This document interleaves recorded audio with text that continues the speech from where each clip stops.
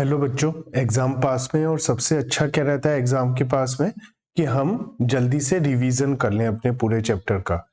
Generally क्या होता है, अगर हम रिवीजन नहीं करते हैं तो जो हमने पिछले 6 महीने 1 साल में पूरी प्रिपरेशन करी है वो सब बेकार हो जाती है।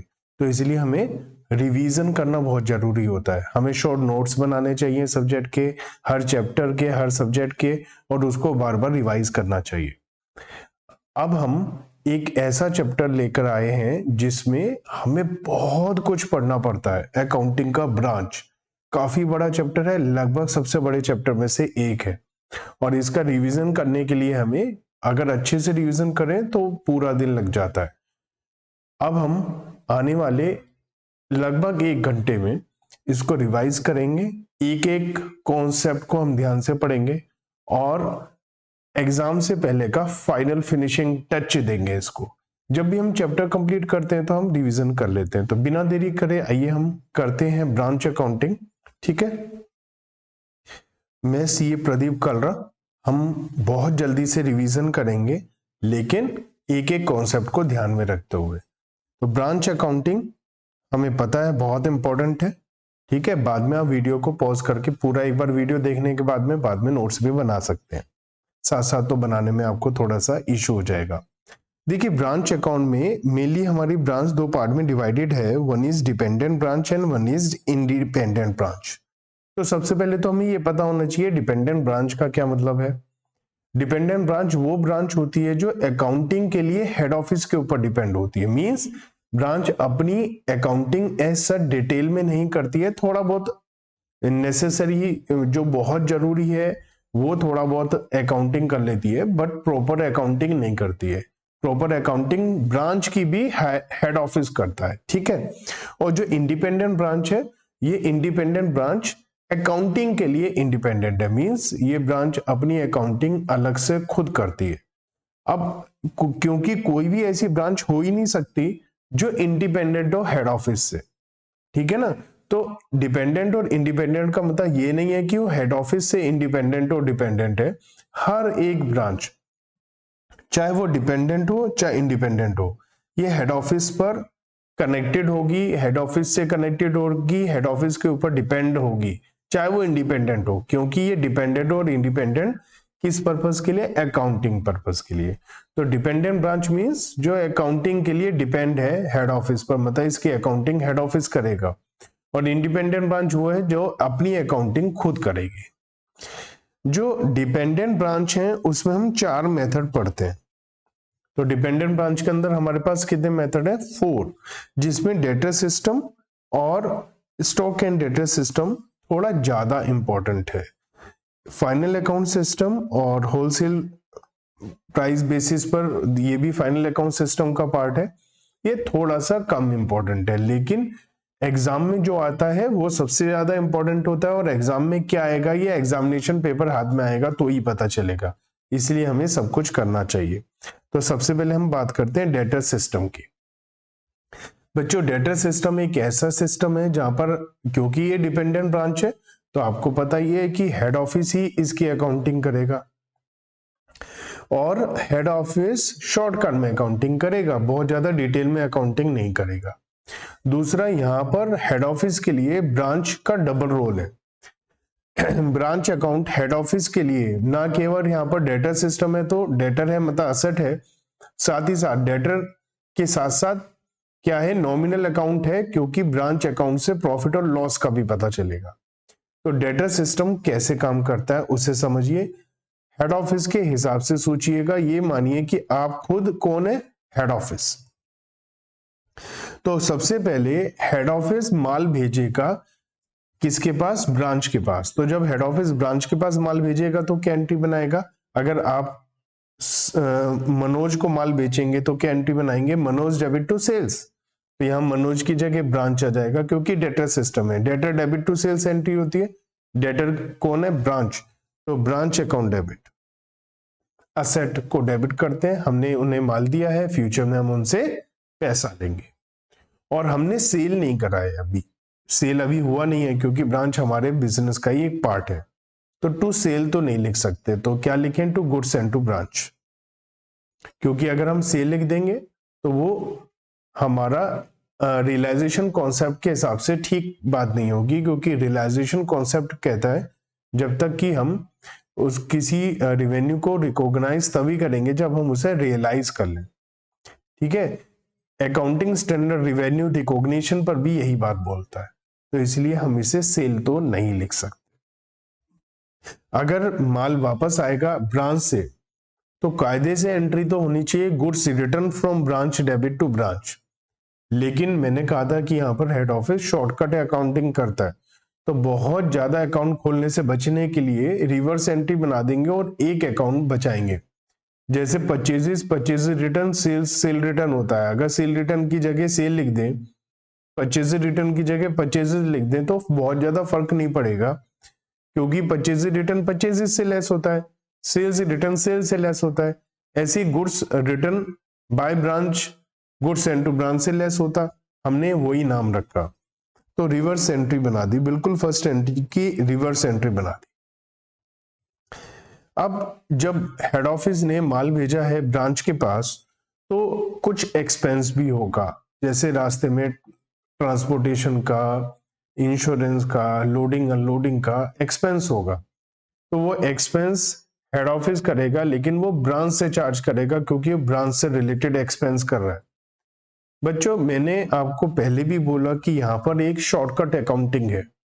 शॉर्टकट अकाउंटिंग कैसे है आप बताइए। आप सैलरी की पेमेंट करते हैं तो क्या एंट्री बनाते हैं, सैलरी डेबिट टू बैंक, और सैलरी कहाँ जाती है, P&L अकाउंट में, तो P&L टू सैलरी। तो हमारी एंट्री क्या हुई, पहले हमने पेमेंट करी सैलरी डेबिट टू बैंक, उसके बाद सैलरी नॉमिनल अकाउंट्स को ईयर एंड में आप P&L में ट्रांसफर कर देते हैं, P&L account debit to salary. जैसे यहाँ सैलरी है ऐसे ही बहुत सारे एक्सपेंस के अलग अलग अकाउंट होते हैं जो ओपन हो जाते हैं, उन सब अलग अलग अकाउंट को आप पहले ओपन करते हैं, फिर उसे P&L में ट्रांसफर करते हैं। तो एक जनरल छोटा सा बिजनेस है तो वहां पर भी 50 to 100 नॉमिनल नेचर के अकाउंट खुल जाते हैं, क्योंकि यहाँ पर हेड ऑफिस की हो सकता है एक ब्रांचेस ना हो, 500 5000 ब्रांचेस हो।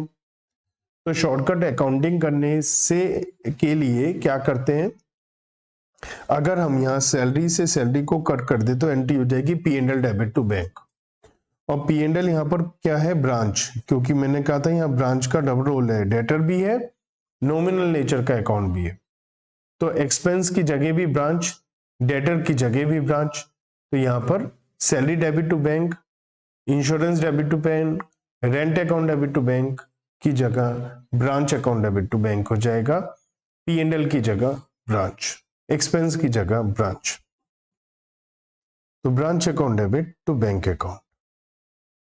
अब ब्रांच के पास माल पहुंचेगा, वो अनलोडिंग कराएंगे और सेल करने के लिए बहुत सारे एक्सपेंस करेंगे, उन्हें भी पैसे की जरूरत है, तो हम पैसा उन्हें भेजेंगे। पिछली एंट्री में हमने एक्सपेंस किया था, अब हम पैसा भेज रहे हैं, खर्चा नहीं कर रहे। तो आप रमेश को पैसा देंगे तो Ramesh debit to bank, Suresh को देंगे सुरेश टू बैंक, ब्रांच को देंगे ब्रांच डेबिट टू बैंक।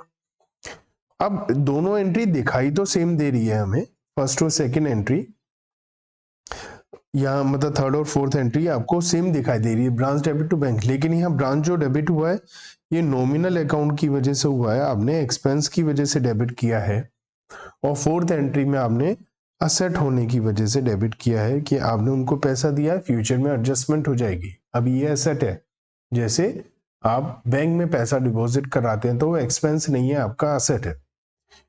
ठीक है, अब हम थोड़ा सा और आगे बढ़ते हैं और बात करते हैं ब्रांच से रिलेटेड बहुत सारे ऐसे एक्सपेंसेस की जो ब्रांच, ऐसी ट्रांजैक्शन की जो ब्रांच करता है और जिसका हेड ऑफिस से कोई लेना देना नहीं होता। जैसे ब्रांच ने सेल करी, ब्रांच ने सेल करी तो हेड ऑफिस की ट्रांजैक्शन नहीं है, प्योर ब्रांच की ट्रांजैक्शन है। ब्रांच को डेटर से पैसा मिला, ब्रांच में बेड डेट्स हुए, ब्रांच ने ब्रांच डेटर्स को डिस्काउंट दिया, ब्रांच के पास सेल्स रिटर्न का माल वापस आया, नॉर्मल लॉस हुआ ब्रांच के यहाँ, एबनॉर्मल लॉस हुआ ब्रांच के यहाँ। तो ऐसी ब्रांच ने किसी एक्सपेंस की पेमेंट करी, हेड ऑफिस ने नहीं, ब्रांच ने। तो ऐसे बहुत सारी ट्रांजैक्शंस हैं जो केवल ब्रांच की हैं, हेड ऑफिस की नहीं है।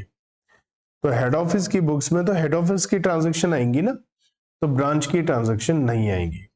तो इन सब ट्रांजैक्शन के लिए, चाहे वो सेल्स की हो, sales return, cash receive from debtor, discount, dividends, expenses, normal abnormal loss, इसकी हम कोई भी एंट्री नहीं बनाएंगे। नो एंट्री, कोई एंट्री नहीं बनेगी। For goods send by branch to another branch at instruction from head office. तो होता क्या है, जैसे हमारे पास दो ब्रांचेस हैं, एक ए ब्रांच है, एक बी ब्रांच, दो ब्रांचेस हैं। तो हमने बी ब्रांच को माल की जरूरत थी जो ए के पास रखा हुआ था, तो हमने ए ब्रांच से कहा भैया बी ब्रांच को माल भेज दो, उन्होंने माल भेज दिया। ए ब्रांच तो कोई अकाउंटिंग करता नहीं है, बी भी नहीं करता है, क्योंकि डिपेंडेंट ब्रांच है, डेटा सिस्टम है, अकाउंटिंग कौन करता है, हेड ऑफिस। तो क्या होगा, ए बी को माल भेजेगा, तो ए तो कोई एंट्री नहीं बनाएगा, लेकिन हेड ऑफिस तो एंट्री बनाएगा ना, in respect to A and in respect to B. तो क्या करेगा, ये यहां पर आपको एज्यूम करना है बीच में एक हेड ऑफिस है, बस अब आप सारी एंट्री ठीक बना पाएंगे। आप हेड ऑफिस है, आपके पास ए ब्रांच, जो ब्रांच माल दे रही है वहां से माल आया है, तो गुड्स रिटर्न बाय ब्रांच की एंट्री बना देंगे, गुड्स सेंड टू ब्रांच, अभी हमने सीखी थी। फिर ये मानो हेड ऑफिस ने बी ब्रांच को माल दिया है, तो branch debit to goods send to branch, B branch debit to goods send to branch, तो ये एंट्रीज बन जाएंगी। तो ब्रांच जो हमें माल वापस कर रही है तो गुड्स सेंड टू ब्रांच, और जिस ब्रांच को हम माल दे रहे हैं branch debit to goods send to branch. Branch जो सेल करेगी उसका पैसा ब्रांच हेड ऑफिस को भेज देगी, और हम हेड ऑफिस है, हमारे पास पैसा आएगा bank account debit to branch, branch से माल आएगा। जैसे हमें डेटर से पैसा आता है बैंक डेबिट टू डेटर्स, ऐसे bank debit to branch.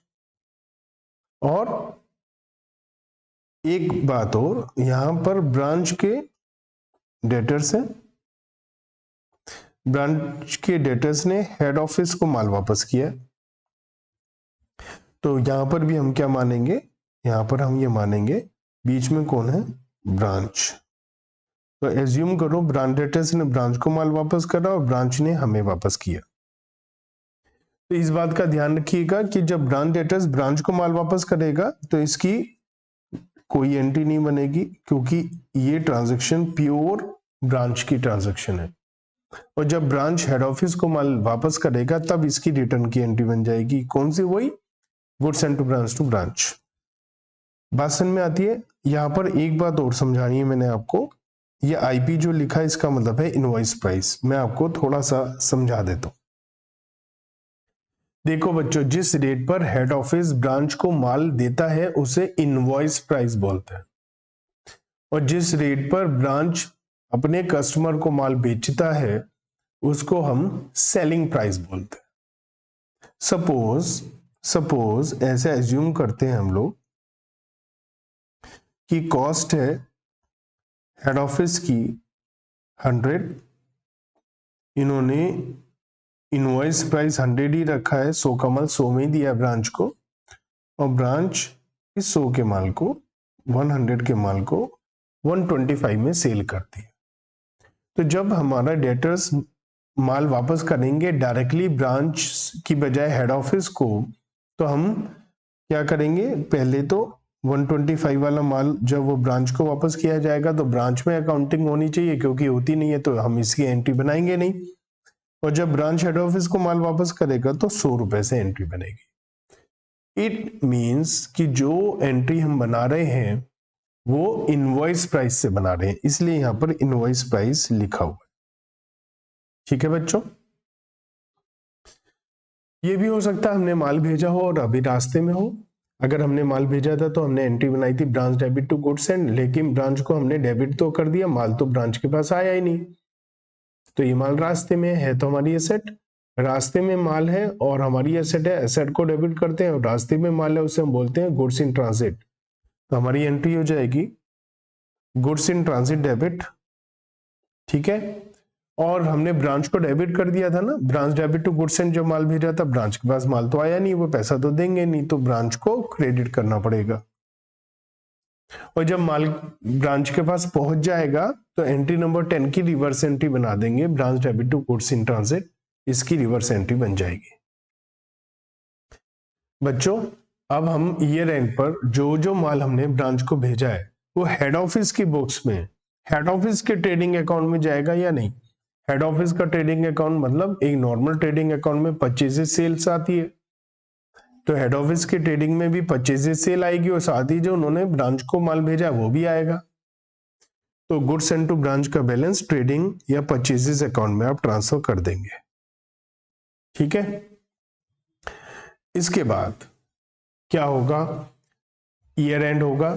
Year and पर हेड ऑफिस अपने यहां पर हेड ऑफिस अपनी बैलेंस शीट बनाएगा, उसकी बैलेंस शीट में जो ब्रांच की एसेट्स है वो भी आनी चाहिए, ब्रांच की लायबिलिटीज भी आनी चाहिए। अगर ब्रांच के एसेट्स और लायबिलिटीज ऑलरेडी हेड ऑफिस ने जनरल एंट्री में बनाया था तो कोई बात नहीं है। अगर हेड ऑफिस ने पैसा दिया था, हेड ऑफिस ने एसेट खरीदी थी, तो हेड ऑफिस की बुक्स में ऑलरेडी आ रखा होगा ब्रांच की एसेट। लेकिन सपोज जो हेड ऑफिस ने पैसा भेजा ब्रांच को, या ब्रांच ने जो सेल करा उससे जो पैसा आया उससे कोई एसेट ब्रांच ने खरीद ली, और जब ब्रांच एसेट खरीदेगा तो हम कोई एंट्री नहीं बनाएंगे, एंट्री नंबर 5 में हमने नो एंट्री बोल रखा है। तो ब्रांच ने कोई एसेट खरीदी और हमने कोई एंट्री बनाई नहीं, तो ऐसी सिचुएशन में वो एसेट हेड ऑफिस की बुक्स में तो आई नहीं, तो हम ऐसा एज्यूम करेंगे ईयर एंड में कि ब्रांच हमें माल सारी की सारी एसेट हमारे पास भेज रहा है ताकि हम अपनी बैलेंस शीट में दिखा पाए। जो ब्रांच के पास एसेट है लेकिन किसी भी बुक में नहीं है, क्योंकि ब्रांच तो अपने अकाउंटिंग करता नहीं, हेड ऑफिस के बुक में है नहीं। तो ऐसा मानो कि साल खत्म होगा, सारा बोरिया बिस्तरा उठाकर लाओ, सारी एसेट इधर लाओ, एसेट का डेबिट बैलेंस होता है, ऐसे डेबिट कर देंगे। कहां से आ रही है, ब्रांच से टू ब्रांच। और नेक्स्ट ईयर की बिगिनिंग में मतलब 31 मार्च को ये एंट्री बनेगी और 1 अप्रैल को अगले दिन इसकी रिवर्स एंट्री बना देंगे, ठीक है। तो इसकी रिवर्स एंट्री बनेगी अगले दिन, याद रखोगे अगले दिन। पिछले साल की जो क्लोजिंग एसेट थी वो इस साल के शुरुआत में रिवर्स एंट्री बनेगी ना, इस साल की जो क्लोजिंग एसेट है उसकी रिवर्स एंट्री अगले साल की शुरुआत में, और जो पिछले साल की है उसकी इस साल में। मैं आपको समझाता हूं। सपोज हमारा ईयर एंड हो रहा है 31 मार्च 21 को, तो यहां पर जो एसेट है क्लोजिंग,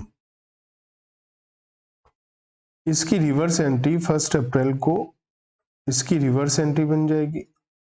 लेकिन जो 31 मार्च 20 को क्लोजिंग एसेट्स थी, इसकी रिवर्स एंट्री 1 अप्रैल 20 को बनेगी, जो इस साल का पहला दिन है। तो आप ये भी कह सकते हैं ओपनिंग एसेट की भी एंट्री बनेगी, क्लोजिंग एसेट की भी बनेगी। क्लोजिंग एसेट्स की एसेट डेबिट टू ब्रांच और ओपनिंग की इसकी reverse branch debit to asset, ऐसी लायबिलिटीज की भी बनेगी। ईयर एंड में लायबिलिटीज है, लायबिलिटीज का क्रेडिट बैलेंस होता है, उसे क्रेडिट कर देते हैं, डेबिट ब्रांच को करेंगे। और ओपनिंग लायबिलिटीज के लिए इससे रिवर्स एंट्री साल के शुरू में बनेगी, ठीक है। तो ओपनिंग एसेट की एंट्री रिवर्स ऑफ 12 और ओपनिंग लायबिलिटीज की एंट्री रिवर्सल ऑफ 13। अब सब कुछ करने के बाद हम प्रॉफिट या लॉस निकालेंगे। मैंने आपको कहा था प्रॉफिट लॉस ब्रांच अकाउंट से आएगा, ब्रांच से प्रॉफिट को पीएनएल में ट्रांसफर कर देगा हेड ऑफिस अपने पीएनएल में। प्रॉफिट को पीएनएल के क्रेडिट में लिखा जाता है, तो इसलिए पीएनएल के क्रेडिट में लिखेंगे और ब्रांच को डेबिट कर देंगे। लॉस होगा तो रिवर्स एंट्री बन जाएगी। जर्नल एंट्रीज बनाने को पूछा नहीं जाता है, ज्यादातर चांसेस होते हैं हमसे लेजर अकाउंट पूछी जाए। तो जब लेजर अकाउंट पूछी जाए तो आपको जर्नल एंट्री नहीं बनानी है, कॉपी में नहीं बनानी है, मन मन में बनानी है, दिमाग में बनानी है। तो दिमाग में हम मन मन में जर्नल एंट्री बनाएंगे और ब्रांच अकाउंट बनाएंगे और यहां से हम प्रॉफिट निकालेंगे। जो बच्चों अभी हमने सारी जर्नल एंट्री सीखी हैं उन सब की यहाँ पोस्टिंग होगी, जैसे ओपनिंग एंट्री हमने बनाई ब्रांच डेबिट टू असेट्स, तो यहाँ पर ओपनिंग असेट्स आ जाएंगी। ओपनिंग लाइबिलिटीज की एंट्री बनाई लाइबिलिटीज टू ब्रांच, यहाँ पर ओपनिंग लाइबिलिटीज आ जाएंगी। क्लोजिंग असेट्स की एंट्री बनाई एसेट टू ब्रांच, यहाँ पर क्लोजिंग असेट्स आ जाएंगी। क्लोजिंग लाइबिलिटीज की एंट्री बनाई ब्रांच टू लाइबिलिटीज, यहाँ पर क्लोजिंग लाइबिलिटीज आ जाएंगी। माल भेजा ब्रांच को, branch debit to goods sent, यहाँ पर आ जाएगा टू गुड्स सेंट। माल वापस आया, reverse entry by goods sent. हमने खर्चा किया, ब्रांच डेबिट टू बैंक, हमने पैसा भेजा, ब्रांच डेबिट टू बैंक, वहां से पैसा आया, बैंक डेबिट टू ब्रांच। चाहे उनके पास कैश सेल से पैसा आया, चाहे डेटर से पैसा आया, और जो बैलेंसिंग फिगर आएगी वो प्रॉफिट आ जाएगा। अगर डेबिट में डिफरेंस आएगा और क्रेडिट में आएगा तो लॉस। बच्चों कभी कभी हमें कुछ लेजर अकाउंट नहीं बनाकर दिए होते, तो हमें क्लोजिंग बैलेंसेस नहीं दिए होते, तो हमें पता लगाना पड़ेगा, क्योंकि ओपनिंग बैलेंस भी लिखने हैं, क्लोजिंग भी लिखने हैं। बच्चों इस अकाउंट में जो जरूरी चीजें हैं, लगभग ओपनिंग बैलेंसेस, अगर कोई भी बैलेंस दिया है तो क्लोजिंग में भी उसका बैलेंस होना चाहिए, नहीं है तो उसका अकाउंट बनेगा। और बैंक कैसेल डेटर से कितना पैसा मिला ये जरूर पता होना चाहिए, नहीं बताया तो डेटर अकाउंट बनाना पड़ेगा। Goods send to branch, goods return branch, bank में एक्सपेंसेस, बहुत सारी चीजें हैं। अगर मिसिंग होगी तो हमें अकाउंट बनाना पड़ेगा, जैसे कि डेटर अकाउंट बनाने को पड़ सकता है। एक बात ध्यान रखिएगा, जब भी ये वर्किंग नोट वाले अकाउंट बनाएंगे, तो आप अपने आप को एज्यूम करें कि आप ब्रांच हैं। क्या एज्यूम करें? आप कौन है? ब्रांच। और ब्रांच के हिसाब से सोचें, ठीक है। अगर आप यहाँ हेड ऑफिस के हिसाब से सोचेंगे तो आप नहीं बना पाएंगे, आपको ब्रांच के हिसाब से सोचना पड़ेगा। डेटर्स का डेबिट बैलेंस होता है, हमारी एसेट होती है। जब जब डेटर बढ़ते हैं डेबिट होते जाएंगे, जब जब क्रेडिट होंगे कम होते चले जाएंगे, जब जब कम होंगे क्रेडिट होते चले जाएंगे। तो डेबिट में जब भी बढ़ेंगे, क्रेडिट में जब भी कम होंगे। तो डेटर का डेबिट बैलेंस होता है, डेबिट में ब्रॉट डाउन, क्रेडिट में कैरी डाउन। कब कब डेटर बढ़ेंगे? जब आप उन्हें उधार माल बेचेंगे। कब कब कम होंगे? जब उनसे पैसा मिलेगा, चेक मिलेगा, डिस्काउंट देंगे, सेल रिटर्न होगा, डिस्काउंट, बैड डेट्स, बीआर मिलेगा। बीआर डिसऑनर हो जाएगा, वापस से बढ़ जाएंगे। चेक डिसऑनर हो जाएगा, वापस से बढ़ जाएंगे।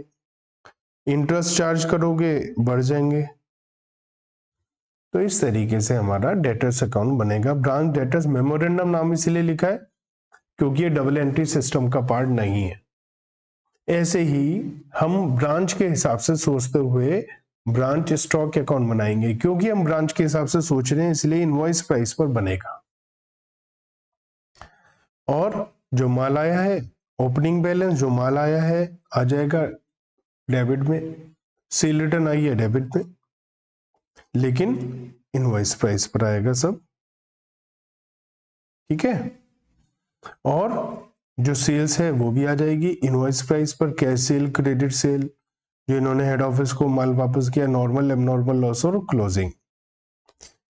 पेटी कैश हो सकता है इम्प्रेस सिस्टम पर मेंटेन्ड होती है, छोटे मोटे खर्चे के लिए हेड ऑफिस माल पैसा भेजता हो महीने 2 महीने में एक बार। तो ओपनिंग बैलेंस, क्लोजिंग बैलेंस, जो पैसा आया हेड ऑफिस से और जो खर्चा हुआ।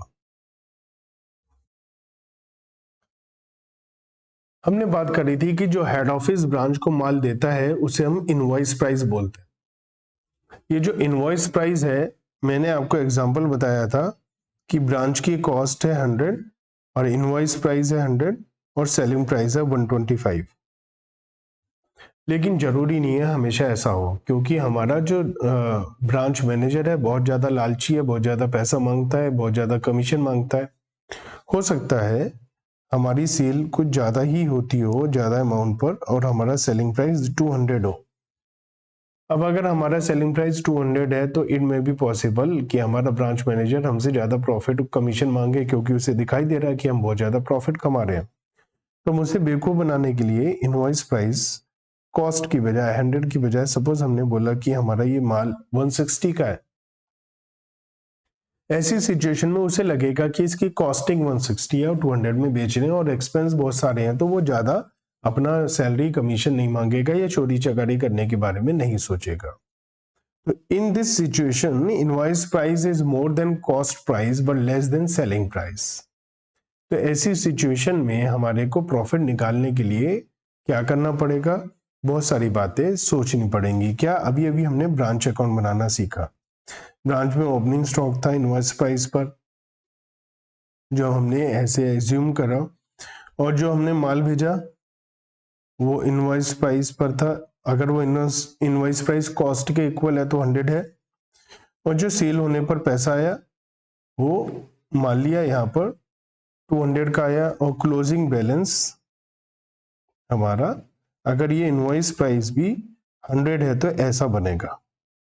अगर इनवॉइस प्राइस भी 100 है तो ऐसा बनेगा, और हमारा जो प्रॉफिट आ जाएगा, अगर इनवॉइस प्राइस 100 की जगह, अगर इनवॉइस प्राइस 100 की जगह 125, 160 कुछ और इनवॉइस प्राइस हो जाएगा, तो प्रॉफिट तो हमारा वही आना चाहिए ना जो पहले आ रहा था। तो इसका मतलब यहाँ पर अगर आप 100 लिखोगे, 100 लिखोगे तभी प्रॉफिट आएगा, वही 160 लिखकर तो नहीं आएगा। लेकिन हम तो कह रहे हैं कि 160 लिखना है, इनवॉइस प्राइस लिखना है, या 100 की जगह आपको 160 लिखना है, यहाँ पर भी 160 लिखना है, यहाँ पर भी 160 लिखना है। तो प्रॉफिट सही कैसे आएगा, नहीं आएगा। तो हमें क्या करना पड़ेगा, 160 यहाँ लिखेंगे तो इसका रिवर्स 60 यहाँ लिखेंगे, 160 यहाँ लिखेंगे तो इसका रिवर्स 60 यहाँ, 160 यहाँ तो इसका रिवर्स 60 यहाँ। कहने का मतलब है कि जहां जहां हमारा कॉस्ट प्राइस आना चाहिए, लेकिन अगर हमने इनवॉइस प्राइस लिख दिया विच is more than cost price, तो जहां जहां हमने एक्स्ट्रा प्राइस लिखा है वहां पर रिवर्सल करना पड़ेगा एक्स्ट्रा अमाउंट जो लिखा है, और इस एक्स्ट्रा अमाउंट को हम लोडिंग बोलते हैं। क्या बोलते हैं, लोडिंग। तो यहाँ 60 की क्या है, लोडिंग। यहाँ 60 की क्या है, लोडिंग। तो लोडिंग से रिवर्स एंट्री बनेगी। अब कहाँ का रिवर्स एंट्री बनेगी देखते हैं। जैसे हमने माल भेजा तो माल भेजने की एंट्री कायदे से 100 पर कॉस्ट पर होनी चाहिए, लेकिन अगर हमारा इनवॉइस प्राइस कॉस्ट से ज्यादा है तो हमने 160 से एंट्री बना दी होगी। क्या, branch debit to goods sent. तो यहाँ पर 160 से एंट्री बना दी होगी इन प्लेस ऑफ 100, तो 60 से रिवर्स एंट्री बनानी पड़ेगी, तो हम इसकी 60 से रिवर्स एंट्री बना देंगे, नेट इफेक्ट 100 ही आएगा। जो ब्रांच हमें माल वापस करता है, तो जब ब्रांच हमें माल वापस करता है तो हम क्या एंट्री बनाते हैं, गुड्स सेंट टू ब्रांच 160 में था इनवॉइस प्राइस, क्योंकि ये 100 से ज्यादा है तो 60 ज्यादा है तो 60 से इसकी रिवर्स एंट्री बनानी पड़ेगी, branch debit to goods sent invoice price minus cost that is 60। ठीक है। ऐसे ही क्लोजिंग स्टॉक हमारा ज्यादा प्राइस पर लिखा है तो उसकी एडजस्टमेंट करनी पड़ेगी। तो क्लोजिंग स्टॉक ब्रांच के क्रेडिट साइड में ज्यादा लिखा है, इसलिए हमें ब्रांच को डेबिट अप करना पड़ेगा 60 से, और एक स्टॉक रिजर्व क्रिएट करनी पड़ेगी। ये स्टॉक रिजर्व अगले साल जाकर रिवर्स हो जाएगी और पिछले साल वाली इस साल रिवर्स हो जाएगी। तो ओपनिंग स्टॉक के लिए क्या एंट्री बनाओगे, इसकी reverse, stock reserve to branch. अब बच्चे बहुत ज्यादा परेशान रहते हैं, उन्हें यही नहीं पता चलता कि कितनी लोडिंग है। बच्चों, आपने कभी कंसाइनमेंट पढ़ा हो तो उसमें भी हम ये काम करते थे, फिर भी मैं आपको एग्जाम्पल के थ्रू बताता हूं कि 4 केसेस हो सकते हैं, उन 4 केसेस में कैसे करना है। केस नंबर 1, हमें कॉस्ट दिया हुआ है सपोज 100, हमें परसेंटेज ऑन कॉस्ट दिया है, प्रॉफिट परसेंटेज ऑन कॉस्ट 20%। ये तो बहुत ही सिंपल हो गया। ठीक है, मैं चलो 40% लेता हूं क्योंकि मैंने ऊपर एग्जांपल में 40% बताया। ये बहुत ध्यान से समझना और नोट भी कर लेना, क्योंकि ये बात हर जगह बार बार आएगी और आप परेशान हो जाओगे। 40% है सपोज कॉस्ट पर, और कॉस्ट हमें पता ही है 100 है, तो 100 का 40% क्या होता है 40, तो 40% है 100 का 40, तो हमारा इनवॉइस प्राइस कितना हो गया 140। ठीक है, तो कॉस्ट 100 और लोडिंग 40 और इनवॉइस प्राइस 140। अब ऐसे ही हमें बता रखा है, सपोज माल भेजा है, उसकी कॉस्ट है 20,000, तो हम क्या करेंगे, लोडिंग इसमें ऐड करेंगे, और ये है 20%, 40%, सॉरी 40% ऑफ 20,000, तो 20,000 का 40% कितना हो जाएगा, 8,000, तो अमाउंट आ जाएगा 28,000 इनवॉइस प्राइस। ठीक है, क्लियर। अब अगर हमें यहीं से, जहां पर हमें कॉस्ट प्राइस पर दिया हुआ है 20%, यहाँ पे इनवॉइस प्राइस पे अगर हमें प्रॉफिट निकालना हो तो कैसे निकालेंगे, हमें पता है 40% कॉस्ट प्राइस पर है, कॉस्ट प्राइस पर है कितना 40%, तो इनवॉइस प्राइस पे कितना होगा 40/140। ठीक है ना, तो यही लिखा है यहाँ कि अगर हमें 40% प्रॉफिट ऑन कॉस्ट है तो 40/140 सेलिंग प्राइस पर आ जाएगा। अगर कॉस्ट पर 50% है तो 50/150 आ जाएगा। इसे हम ये भी कह सकते हैं कि अगर हमें A/B, जहां पर A 40 है और B 100 है, A/ दिया है अगर हमें ऑन कॉस्ट, तो हम A/A+B कर देंगे तो ऑन इनवॉइस प्राइस हमारा लोडिंग आ जाएगा। अब हमारे पास दूसरी सिचुएशन है। दूसरी सिचुएशन क्या है कि हमें कॉस्ट तो दिया है, कॉस्ट दिया है 100, लेकिन जो लोडिंग दिया है profit percentage suppose 20% on invoice price दिया है। अब यहां पर हमें कॉस्ट पता है, इनवॉइस प्राइस तो नहीं पता है, और प्रॉफिट परसेंटेज लोडिंग हमें इनवॉइस प्राइस पे दिया हुआ है। तो पता है कई स्टूडेंट क्या करते हैं, 20% बस देखते हैं और 100 रुपए पे लगा देते हैं। देखिए कॉस्ट है 100, इनवॉइस प्राइस नहीं है, तो यहां पर क्या करें, तो यहां पर आपके पास एक रास्ता तो यह है कि आप कैलकुलेटर उठाएं, ये रहा कैलकुलेटर, और इस कैलकुलेटर पर आप लोग लिखें 100 और MU मार्कअप, ये रहा मार्कअप, MU का बटन है मार्कअप, मार्कअप मतलब प्रॉफिट ऑन सेल्स, तो मार्कअप 20% ऐसा कर देंगे तो 125 आ जाएगा। तो यहाँ पर 125 इस तरीके से इनवॉइस प्राइस आ गया। एक रास्ता ये है, एक रास्ता हमेशा जो सदाबहार है, कभी भी फेल नहीं होता है, वो ये, हमें पता है cost plus profit is equal to selling price होता है, या लोडिंग है यहाँ पर, तो हम कह सकते हैं कि इनवॉइस प्राइस होता है, दोनों सेम ही है। तो कॉस्ट X मान लो, प्रॉफिट 20% ऑफ इनवॉइस प्राइस, ठीक है। कॉस्ट हमें पता है, जो प्रॉफिट है, profit percentage on, sorry profit percentage cost plus profit equal to invoice price है, इनवॉइस प्राइस को X मान लो, ठीक है। तो इनवॉइस प्राइस X मानते ही, और जो भी कॉस्ट दी है, सपोज कॉस्ट है 10,000 और प्रॉफिट परसेंटेज हमें पता है 20% ऑन X है, तो यहां से हमारी इनवॉइस प्राइस निकल कर आ जाएगी। अगर हमारी कॉस्ट 100 है तो इनवॉइस प्राइस 125 निकल कर आ जाएगी।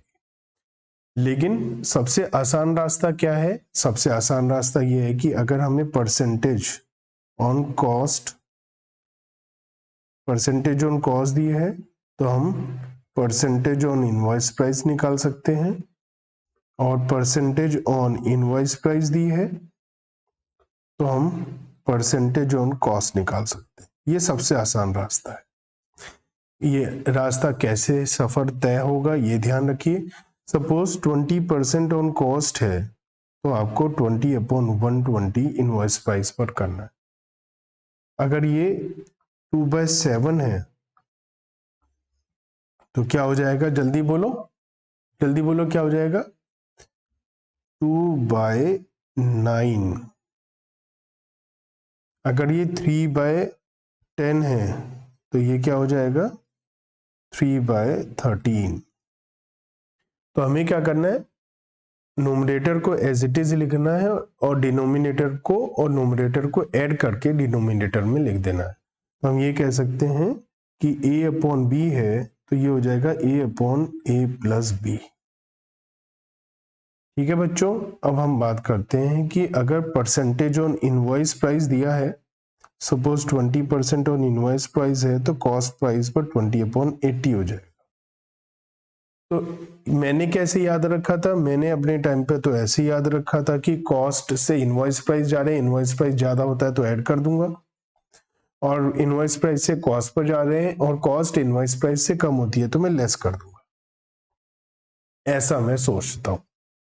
तो 20/100 है तो 20/100 से कॉस्ट प्राइस पे जाने के लिए 20/100 माइनस 20। अब मुझे जल्दी बताओ 2/7 है तो क्या हो जाएगा 2/5। ये 3/10 है तो क्या हो जाएगा 3/7। तो इस तरीके से हम परसेंटेज, अगर हमें कॉस्ट पर दिया तो इनवॉइस पर, इनवॉइस प्राइस पे दिया तो कॉस्ट पर निकाल लेंगे और हम बहुत इजीली क्वेश्चंस को कर पाएंगे लोडिंग कैलकुलेट करके। ठीक है, ये हमने किया कंप्लीट डेटा सिस्टम। बच्चों जैसा मैंने आपको बताया था कि फाइनल अकाउंट मेथड इतना ज्यादा इंपॉर्टेंट नहीं है, लेकिन क्योंकि ये बहुत ही सिंपल है और बिल्कुल डेटा सिस्टम से मिलता जुलता है तो हम बहुत इजीली कर लेंगे।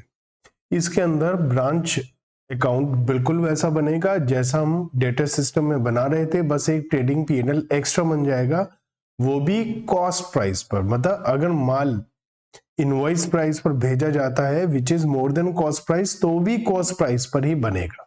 मतलब हमने जैसे 100 का माल 160 में भेजा था और सेलिंग प्राइस 200 था इसका,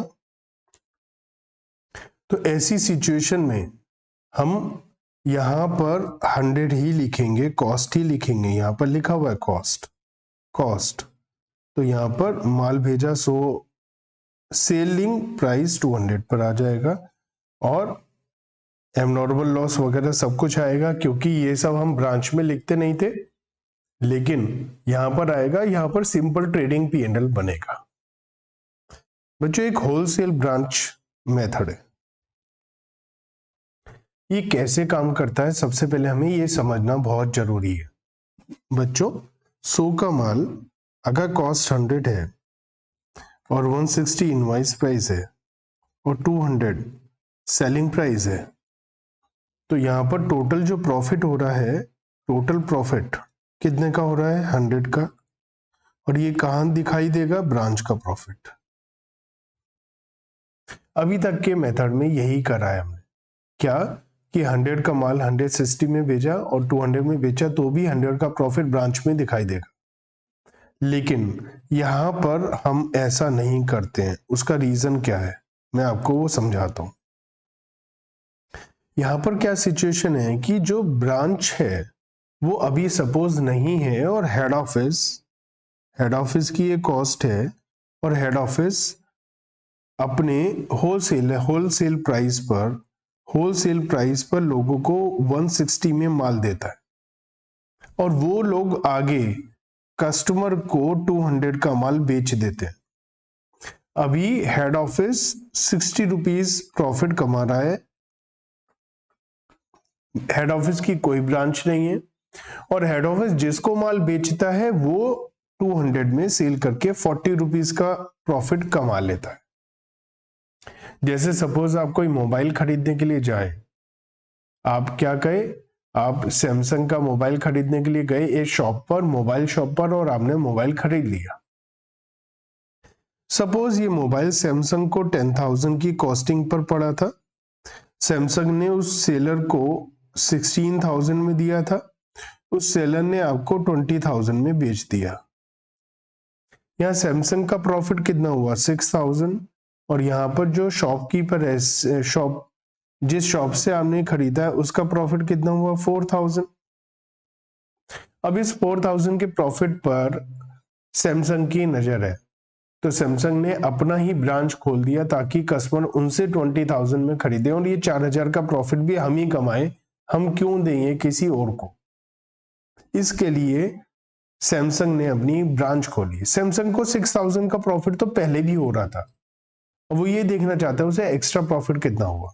इसलिए जब हम इसकी अकाउंटिंग करेंगे तो ये 6000 का प्रॉफिट ब्रांच में शिफ्ट नहीं करेंगे, अदरवाइज हमें ब्रांच खोलने का फायदा हुआ या नुकसान, प्रॉफिट या लॉस, ये हमें पता ही नहीं चलेगा। तो इसमें अकाउंटिंग में क्या होगा, ये जो 40 रुपीज का प्रॉफिट है ये ब्रांच का दिखाई देगा और 60 का हेड ऑफिस का। ये कैसे पॉसिबल है?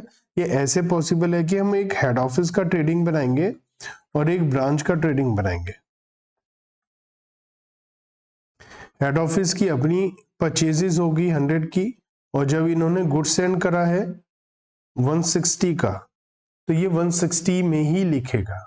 और जब ब्रांच के पास ये माल आएगा, कॉस्ट पर लिखते हैं, लेकिन ब्रांच की यहाँ कॉस्ट क्या मानी जाएगी? 160, जो गुड्स आएगा हेड ऑफिस से। और जब सेल्स होगा ये, तो यहाँ पर 200 लिखा जाएगा। तो यहाँ पर जो प्रॉफिट दिखाई देगा वो 40 का प्रॉफिट आएगा, और यहाँ जो प्रॉफिट आएगा वो इस वाली सेल पर 60 आएगा। और जो वो होलसेलर को होलसेल प्राइस पे माल 160 बेचेगा, उस पर भी प्रॉफिट 60 ही आएगा। और ये कुछ डायरेक्ट कस्टमर भी आएंगे इनके पास, अगर तो उनको ये माल बेचेगा उस पर 100 रुपए का प्रॉफिट भी यही आएगा। अब यहाँ पर एक प्रॉब्लम आएगी कि जो क्लोजिंग स्टॉक है ब्रांच के पास वो 160 में आएगा, लेकिन आपने अकाउंटिंग स्टैंडर्ड 2 में पढ़ा होगा कि क्लोजिंग स्टॉक की वैल्यूएशन कॉस्ट और net realisable value whichever is less पर होती है। लेकिन यहाँ तो हमारी कॉस्ट 100 है और हम 160 में लिख रहे हैं, तो 60 रुपीज जो एक्स्ट्रा है उसकी हमें स्टॉक रिजर्व बनाना पड़ेगा हेड ऑफिस के P&L में। यहाँ पर हम क्लोजिंग स्टॉक रिजर्व बना देंगे 60 का, और ओपनिंग स्टॉक रिजर्व इसके रिवर्स साइड में आ जाएगा। तो ये हमारी होलसेल ब्रांच में अकाउंटिंग है, ठीक है। अब हमारे पास अगर क्वेश्चन में, इन क्वेश्चंस में जनरली क्या होता है, हम लोगों को क्लोजिंग स्टॉक ब्रांच का बता नहीं रखा होता कितना है, तो हमें उसे कैलकुलेट करना पड़ता है। अगर मैं वही एग्जांपल लूं 100, 160 और 200 के रेट वाला, तो जो ओपनिंग स्टॉक होगा ब्रांच के पास वो 160 वाले रेट का होना चाहिए, नहीं है तो उसे कन्वर्ट कर लेंगे। गुड्स जो हेड ऑफिस से आया वो तो 160 में ही आया होगा। जो इन्होंने माल बेचा है less invoice price of goods sold, तो गुड्स सोल्ड माल बेचा 200 वाले प्राइस पर, तो जो सेल्स है उसको 160 से मल्टीप्लाई करके 200 से डिवाइड कर देंगे तो इनवॉइस प्राइस पर सेल आ जाएगी, और क्लोजिंग स्टॉक हमारा अपने आप 160 वाले प्राइस पर आ जाएगा। हमें हेड ऑफिस का भी कई बार क्लोजिंग स्टॉक नहीं दिया होता, और हेड ऑफिस का क्लोजिंग स्टॉक तो 100 पर आना चाहिए, ओपनिंग भी 100 पर आना चाहिए, परचेजेस भी 100 पर है। जो इन्होंने माल भेजा है ब्रांच को वो 160 पर भेजा होगा, जो भी माल भेजा है, तो हमें 100 वाला प्राइस चाहिए आउट ऑफ 160, तो इंटू 100 अपॉन 160 करना पड़ेगा।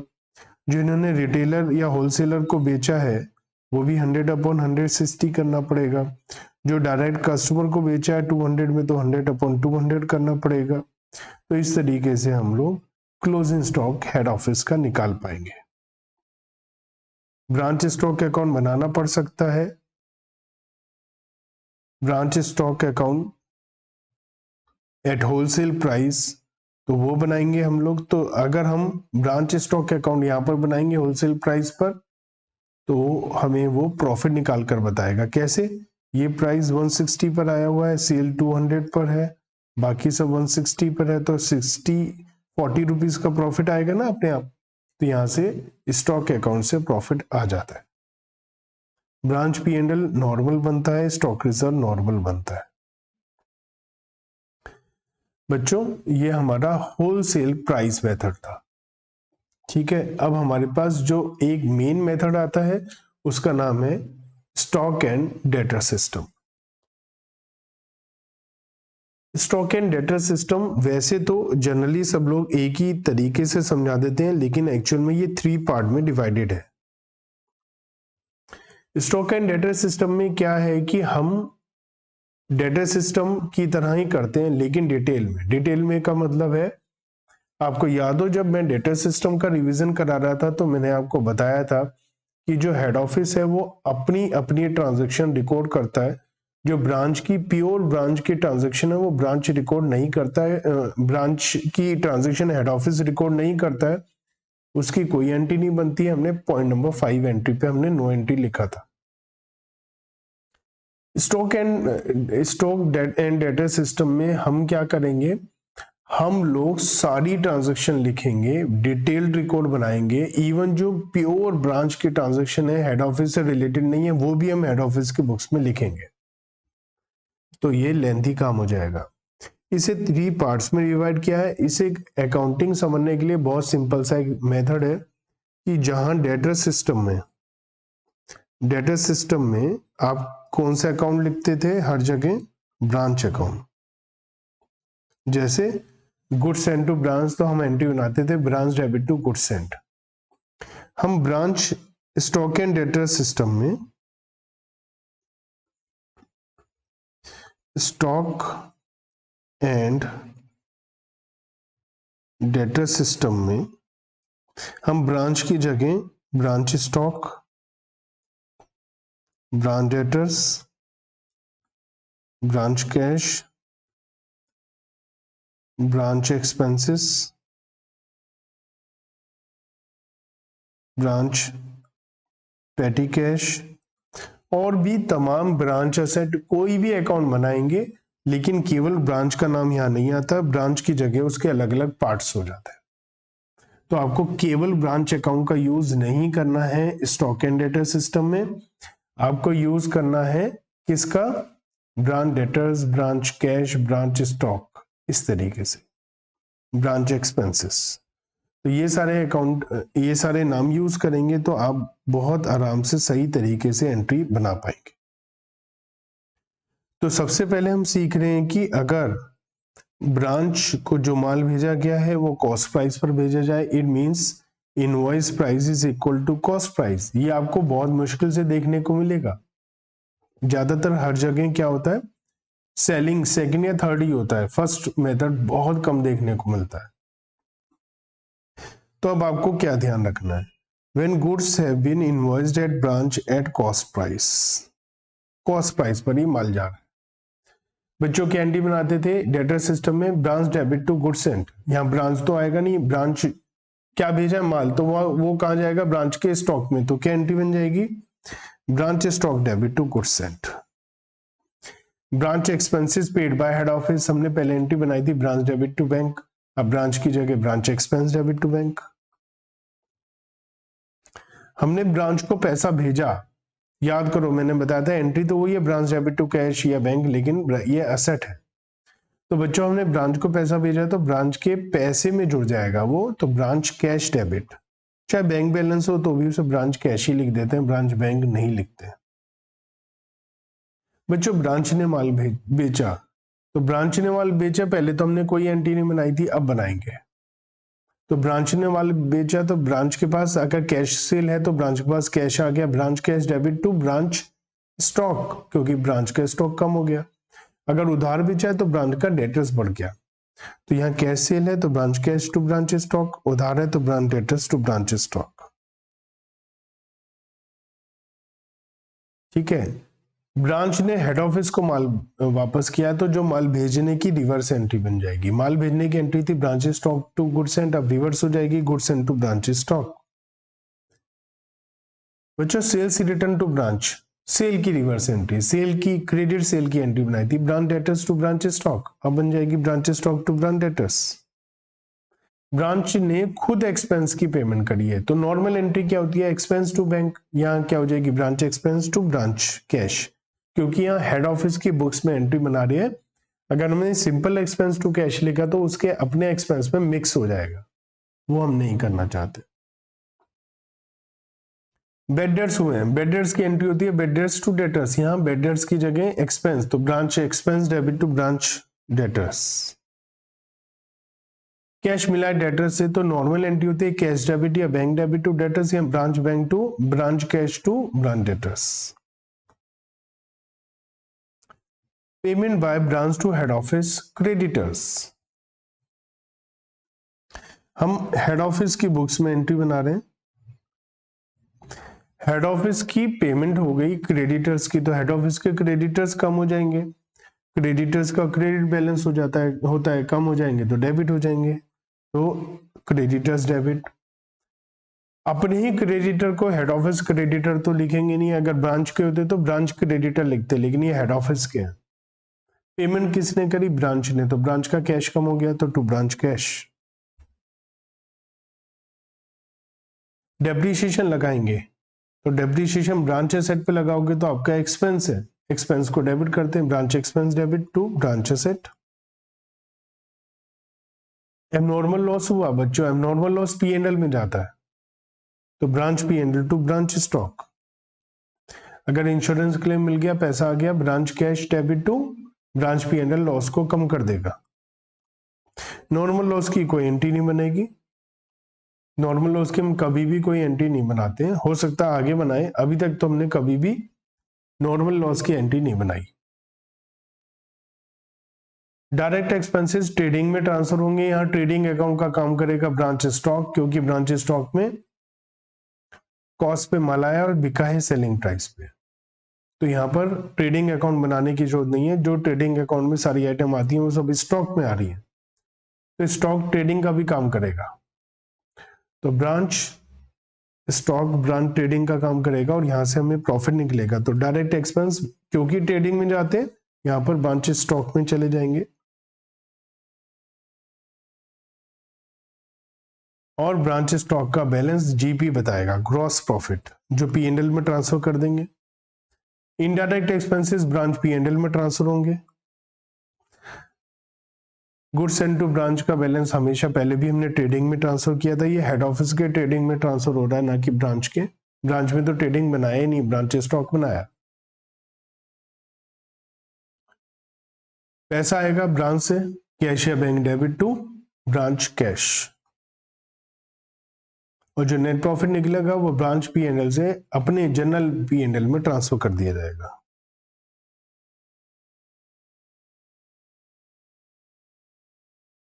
यहां पर हमारे ये अकाउंट बनेंगे जो मेन है। बच्चों स्टॉक एंड डेटर सिस्टम, जब माल भेजा जाए इनवॉइस प्राइस पे which is more than cost price but equal to selling price, मतलब सिचुएशन ये है, कॉस्ट 100 है, सेलिंग प्राइस अगर 125 है, तो इनवॉइस प्राइस भी 125 ही है। तो ऐसी सिचुएशन में क्या होगा, क्या फर्क पड़ेगा? बस यहाँ पर एक फर्क पड़ेगा, जो ब्रांच स्टॉक ट्रेडिंग का काम कर रहा था अब नहीं करेगा, क्योंकि ब्रांच स्टॉक में आएगा भी 125 में, बिकेगा भी 125 में। तो यहाँ पर ब्रांच स्टॉक ट्रेडिंग का काम नहीं करेगा, तो ब्रांच स्टॉक निकालने के लिए, जीपी निकालने के लिए हमें एक लोडिंग का एक अलग अकाउंट बनाना पड़ेगा, जिसका नाम होता है ब्रांच एडजस्टमेंट। तो जो भी लोडिंग होती है, जो भी स्टॉक रिजर्व है, लोडिंग है, जो एक्स्ट्रा प्रॉफिट है 100 वाला 125 में भेजा है, तो 25 रुपीज की जो लोडिंग है वो एक नए अकाउंट में डाल देंगे, जिसका नाम है ब्रांच एडजस्टमेंट। जैसे बच्चों माल भेजा, तो हम क्या एंट्री बनाते हैं, branch stock to goods and 125, 100 का 125 में भेजा, फिर 25 रुपए जो एक्स्ट्रा है ये हम एडजस्टमेंट में ट्रांसफर कर देंगे, तो goods and to branch adjustment, तो हमारा लोडिंग वाला पोर्शन 25 वाला आ जाएगा। गुड्स रिटर्न होंगे तो रिवर्स एंट्री होती है, तो इनवॉइस प्राइस से reverse entry, goods and to branch stock, और इसके भी 25 रुपीज ट्रांसफर हो जाएंगे एडजस्टमेंट में। ऐसी जो क्लोजिंग स्टॉक आएगा वो 125 पर आएगा, उसकी लोडिंग होगी, तो branch adjustment to stock reserve 25 again, opening stock की reverse entry, stock reserve to branch adjustment, बाकी सब कुछ वही है, बाकी किसी भी एंट्री में कोई फर्क नहीं है, ये सब सेम एंट्रीज हैं।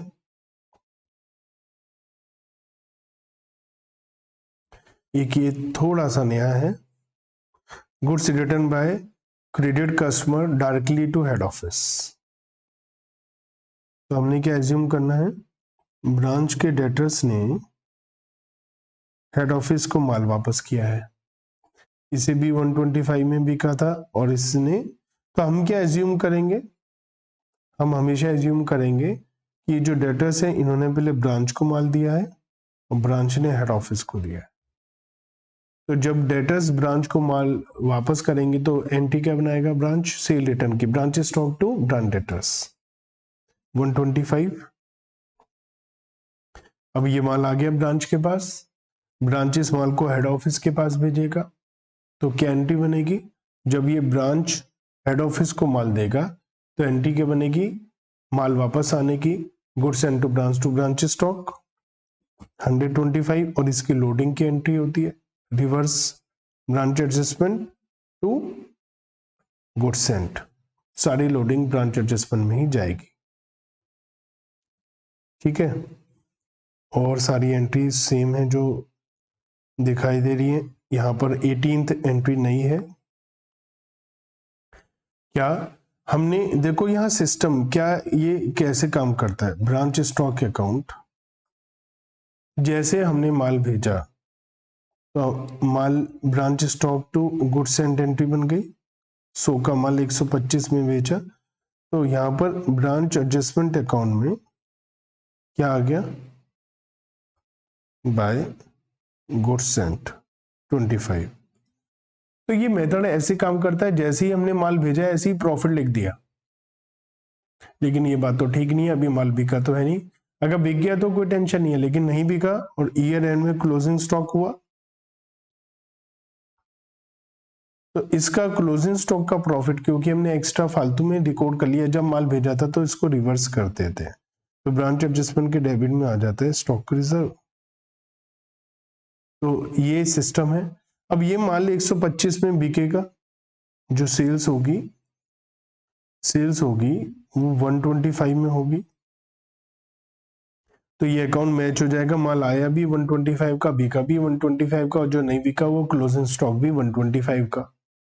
लेकिन अगर ये माल 125 की जगह 140 में बेच दिया तो 125 की जगह 140 में बिक गया तो जो 15 रुपए का जो प्रॉफिट है, 15 रुपीज का जो प्रॉफिट है, वो हमने एडजस्टमेंट में तो अभी तक डाला ही नहीं, क्योंकि एडजस्टमेंट में तो हमने सोचा था 25 का प्रॉफिट होगा, 100 का 125 में बिकेगा, लेकिन ये तो 140 में बिक गया, तो 40 का प्रॉफिट हुआ, 25 का प्रॉफिट लिखा जा चुका है ऑलरेडी, तो 25 का लिखा जा चुका है, 15 का प्रॉफिट और लिखना है हमने यहाँ, तो यहाँ पर हम 15 का प्रॉफिट और लिख देंगे, इसलिए हमारी जनरल एंट्री क्या हो जाएगी, branch stock to branch adjustment, selling price 140, invoice price 125, तो 15 रुपीज का एक्स्ट्रा प्रॉफिट जो ब्रांच स्टॉक में दिखाई दे रहा है वहां से ट्रांसफर हो जाएगा।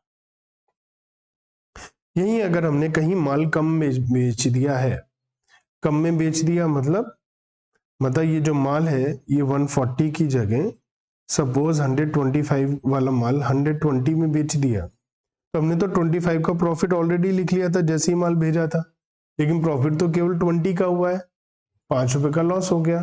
तो और ये अकाउंट मैच भी नहीं होगा, क्यों नहीं होगा मैच, क्योंकि डेबिट में लिखा 125, क्रेडिट में लिखा 125 का डिफरेंस आ जाएगा, तो ये डिफरेंस हमारा लॉस है, और इस लॉस को हम ट्रांसफर कर देंगे कहां पर, ब्रांच एडजस्टमेंट में, तो 5 रुपीज का लॉस ट्रांसफर हो जाएगा, तो एंट्री बन जाएगी branch adjustment to branch stock.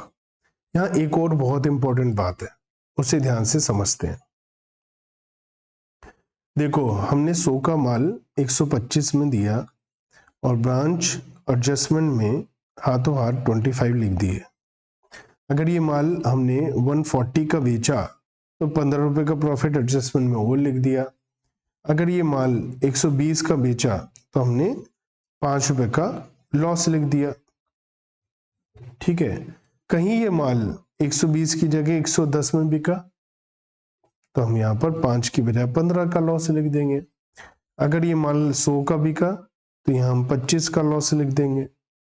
कहीं ये माल अगर हमारा बिका 100 की जगह 90 का 90 में, तो आप यहाँ पर 35 का लॉस नहीं लिख सकते, क्योंकि आपने तो प्रॉफिट ही 25 का लिखा था। जब आपने प्रॉफिट ही 25 का लिखा था तो आप 35 का लॉस कैसे लिख सकते हो।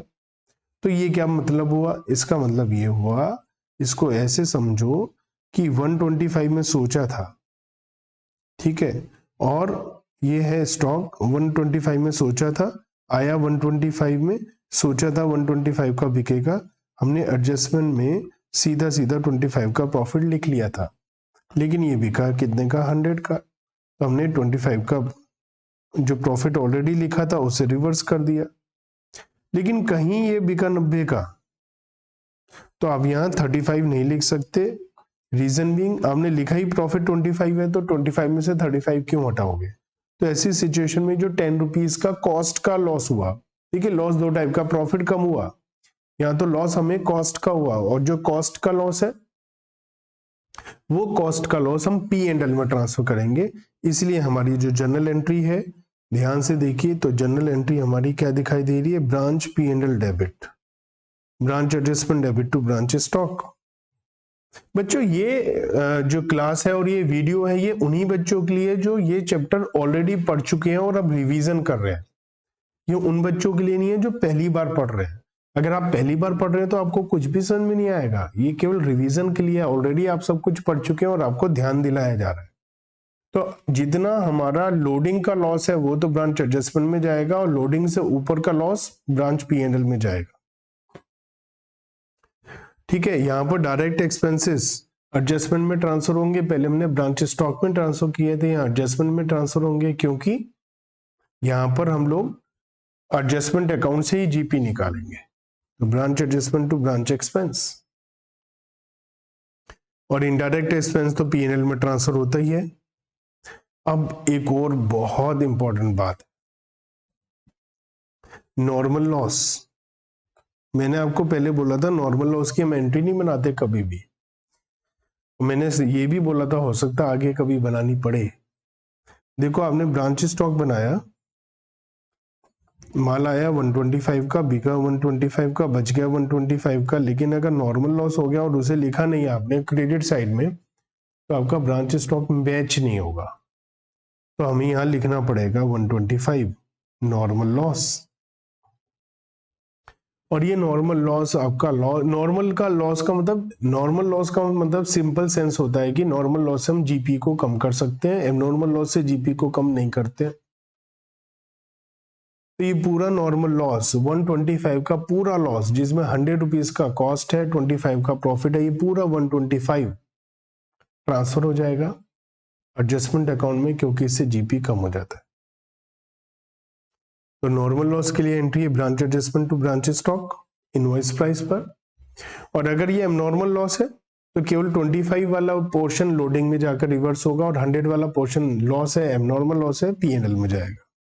ऑलरेडी आप मेरे से पहले पढ़ चुके हैं तो आपको ये बात समझ में आ जाएगी, रिवीजन कर रहे हैं हम लोग। अब किसी और से भी पढ़े हैं, लेकिन अगर आप अच्छे से पढ़े तो आपको तब भी समझ में आ जाएगा। एडजस्टमेंट से जीपी पीएनएल में ट्रांसफर हो जाएगा, पीएनएल से नेट प्रॉफिट हेड ऑफिस के पीएनएल में ट्रांसफर हो जाएगा। गुड्स इन ट्रांजिट के बारे में हम पढ़ ही चुके हैं पहले ही, कई बार हमें कैश इन ट्रांजिट या गुड्स इन ट्रांजिट की एंट्री बनानी पड़ती है, वो अभी हम इंडिपेंडेंट ब्रांच में ज्यादा अच्छे से सीख लेंगे। तो ये फॉर्मेट है स्टॉक एंड डेटर सिस्टम में, branch stock account invoice price पे बनता है। अगर बाई चांस हमने सब कुछ लिख दिया फिर भी डिफरेंस आ रहा है, क्वेश्चन में कुछ नहीं कहा फिर भी डिफरेंस आ रहा है, तो जनरली डेबिट साइड में डिफरेंस होता है, हम ये एज्यूम करते हैं कि हमने एक्स्ट्रा प्राइस चार्ज किया है। और जो क्रेडिट साइड में डिफरेंस आता है हम जनरली एज्यूम करते हैं एबनॉर्मल लॉस है, और लोडिंग एडजस्टमेंट में और कॉस्ट वाला पोर्शन पीएनएल में ट्रांसफर कर देते हैं। ब्रांच डेटर्स बिल्कुल मेमोरेंडम ब्रांच की तरह, मेमोरेंडम डेटर्स की तरह बनता है, और भी सारे अकाउंट बनते हैं। ब्रांच एडजस्टमेंट में सारी लोडिंग आती है, एक नॉर्मल लॉस को छोड़कर जिसका पूरा इनवॉइस प्राइस ही आ जाता है, और ब्रांच पीएनएल से हमारा नेट प्रॉफिट निकल कर आता है। एक लास्ट है इसमें स्टॉक एंड डेटर सिस्टम, जब हम इनवॉइस प्राइस सेलिंग प्राइस के इक्वल नहीं है लेकिन कॉस्ट से ज्यादा है, मतलब कॉस्ट है 100, इनवॉइस प्राइस है 160, सेलिंग प्राइस है 200। तो यहाँ पर आपको ध्यान रखना है ये होलसेल प्राइस मेथड नहीं है, यहाँ पर पूरा का पूरा 100 रुपए का प्रॉफिट ब्रांच का ही है, ठीक है।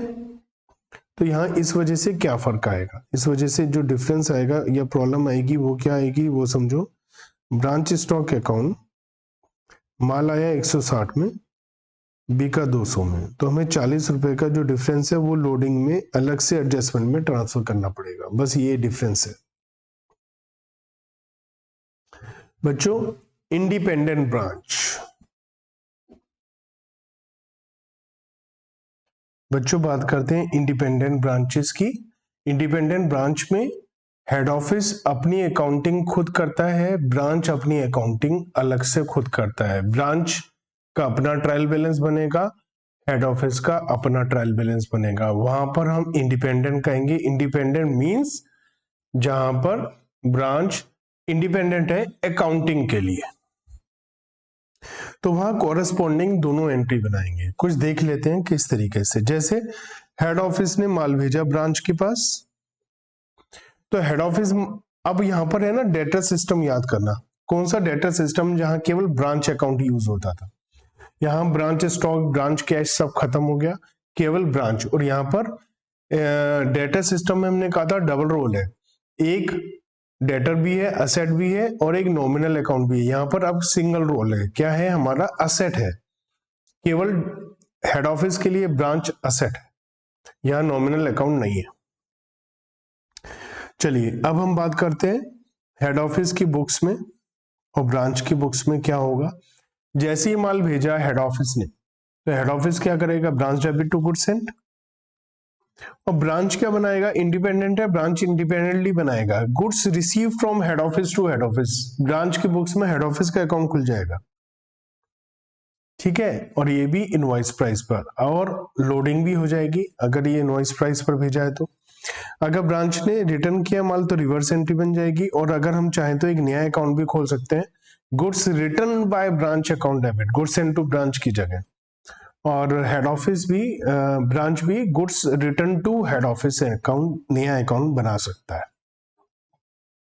कैश भेजा हेड ऑफिस ने ब्रांच को, तो ब्रांच डेबिट टू बैंक, और यहाँ bank debit to head office.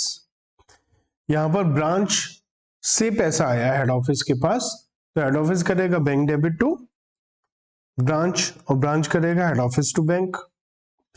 Head office ने अपने कुछ खर्चे ऑलरेडी जो कर रखे हैं वो चार्ज कर रहा है ब्रांच से, मतलब खर्चा पहले हो चुका है, एंट्री बन चुकी है एक्सपेंस टू बैंक। अब उस एक्सपेंस में से कुछ एक्सपेंस वो ब्रांच से चार्ज कर रहा है, तो अपने एक्सपेंस को कम कर देगा। ब्रांच से लेना है तो ब्रांच एसेट है, उससे डेबिट कर देगा। और ब्रांच अपनी बुक्स में एक्सपेंस को डेबिट कर देगा और हेड ऑफिस को क्रेडिट, कि हेड ऑफिस ने पेमेंट करी है। अब ध्यान से समझना बच्चों, बहुत ध्यान से। Purchase of branch fixed asset, if account of branch fixed asset is maintained in head office books, मतलब ब्रांच फिक्स्ड एसेट का अकाउंट हेड ऑफिस मेंटेन करता है। इंडिपेंडेंट ब्रांच है, ब्रांच भी मेंटेन कर सकता था, लेकिन ब्रांच नहीं करता, कौन करता है, हेड ऑफिस। पेमेंट करी है ब्रांच ने।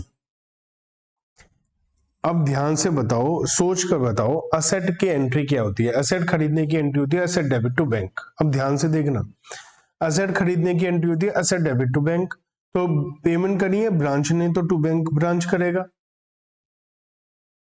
और असेट अकाउंट मेंटेन होता है हेड ऑफिस में, तो असेट अकाउंट आएगा हेड ऑफिस में।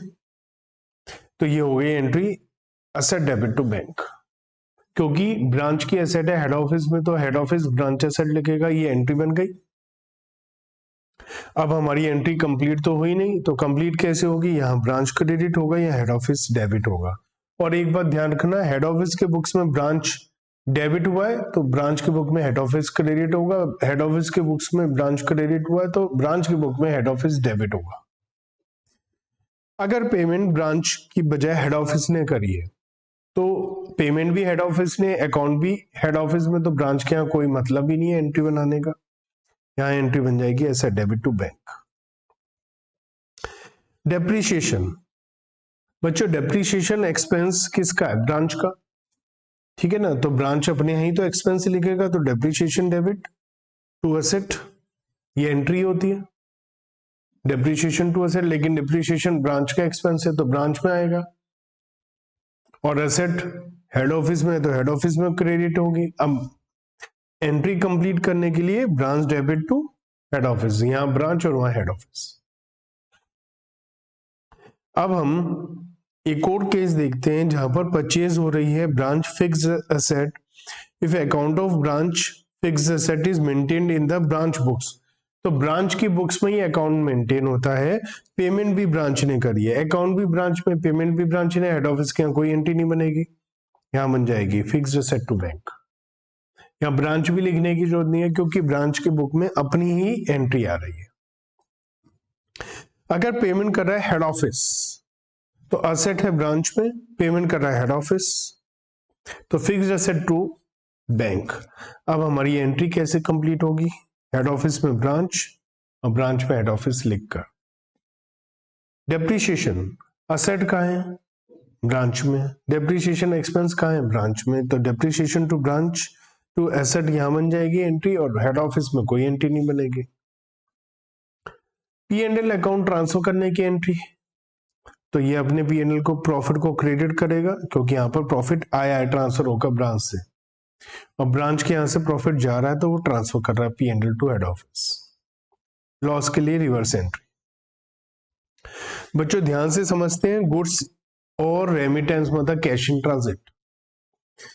कुछ प्रैक्टिस है, क्या head office should make the necessary adjustment entries because it is ultimately responsible for all items. Suppose goods in transit है, हेड ऑफिस ने माल भेजा, रास्ते में माल है, तो फर्स्ट प्रैक्टिस ये कहती है कि हेड ऑफिस ही अपने यहाँ एंट्री बनाए। हेड ऑफिस ने माल भेजा होगा, branch debit to goods and,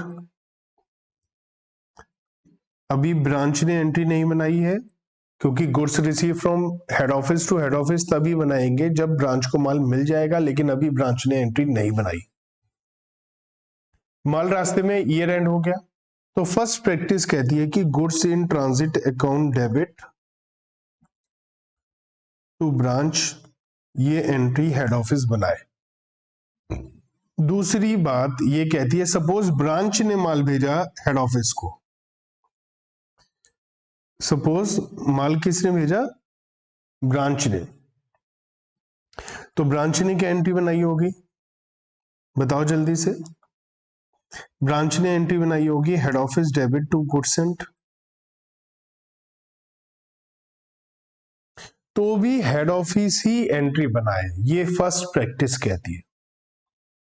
second practice कहती है, the second practice based on the principle of reconciling the incomplete account to complete is that the expected receiver should make these entries. ये कह रहा है कि जैसे अभी अभी हमने देखा, ब्रांच ने माल भेजा है तो हेड ऑफिस को एंट्री बनानी चाहिए, लेकिन अगर ये माल भेजा है हेड ऑफिस ने, तो ऐसी सिचुएशन में अगर ये माल हेड ऑफिस ने भेजा है तो हेड ऑफिस ने एंट्री क्या बनाई होगी, branch debit to goods and, तो एक्सपेक्टेड रिसीवर कौन है, एक्सपेक्टेड रिसीवर तो ब्रांच है, तो ये कह रहे हैं ऐसी सिचुएशन में ब्रांच एंट्री बनाएगा, goods in transit debit to head office.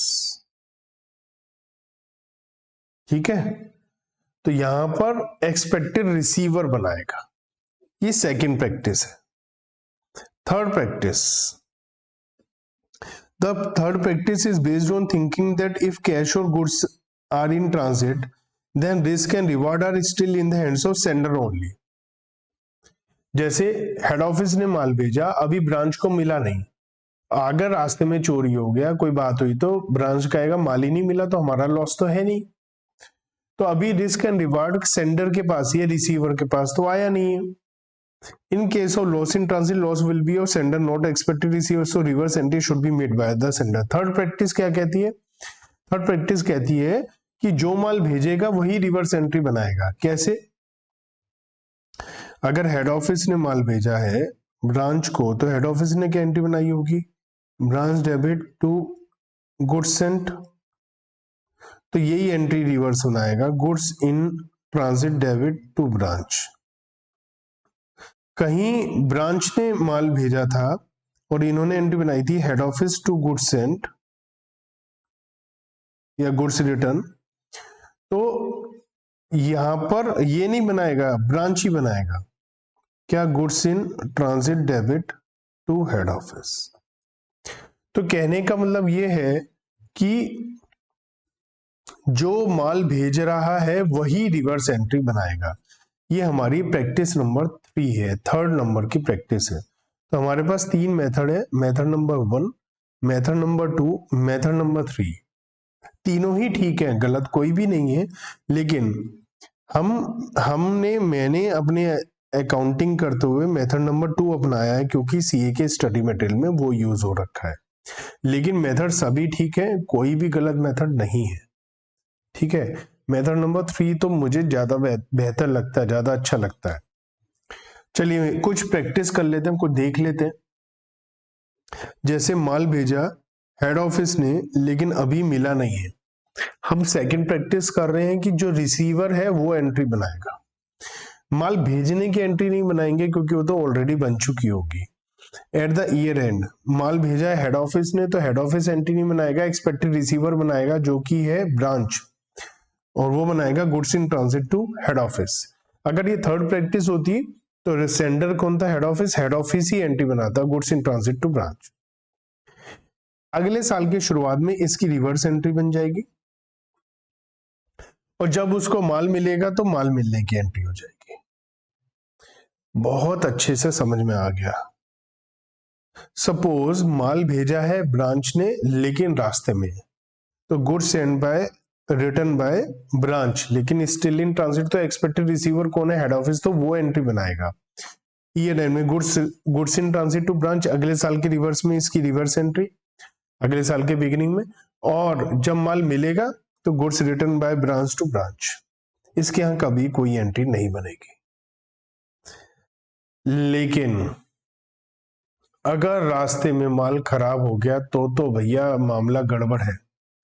अगर रास्ते में माल खराब हो गया तो ऐसी सिचुएशन में लॉस हमेशा हेड ऑफिस का ही होगा, चाहे माल हेड ऑफिस ने भेजा हो चाहे माल ब्रांच ने भेजा हो।